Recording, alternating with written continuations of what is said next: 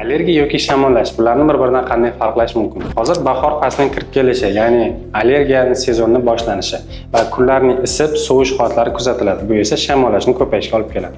Xo'sh, bularni bir-biridan qanday farqlaymiz? Birinchisi, davomiyligi. Shamollash 5-10 kun davom etsa, allergiya hafta, hatto oylar ham davom etishi mumkin, agar allergen ta'siri ketmasa. Ikkinchisi, burun oqishi. Shamollashda sarg'ish, yashil, hatto quyuq holat oqsa, allergiyada esa suyuq, shaffof, ko'p miqdorda oqadi. Uchinchisi, aksirish. Shamollashda 2-3 marta aksiradigan bo'lsak, allergiyada 10 martadan ham ortiq aksirish holatlari kuzatiladi. To'rtinchisi, qichishish. Shamollashda qichishish kamdan kam holatda kuzatiladi, lekin allergiyada esa burun, tomoq, ko'zlarda qichishish juda ham ko'p kuzatiladi. Beshinchisi, harorat va tananing umumiy holati. Shamollashda tana harorati ko'tarilish holatlari kuzatiladi va badanda og'riq va umumiy holsizlik kuzatiladi. Allergiyada esa harorat kuzatilmaydi, lekin burun qichishi, burun bechishi va ko'p aksa urish holatlari charchoqqa olib keladi. Bu videoni tanishlaringizga jo'natib qo'ying, ular ham shamollash va allergiyani bir-biridan farqlashni bilib olsin.